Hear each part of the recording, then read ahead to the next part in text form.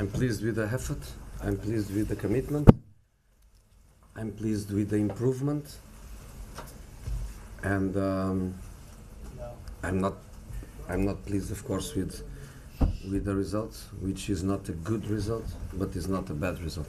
We left the hotel at 6 o'clock, hoping that 30 minutes would be enough, which normally is, but this time the police refused to do an escort, so we come by ourselves, and we took from the Lorry Hotel, we took 75 minutes, and the UEFA, they were nice.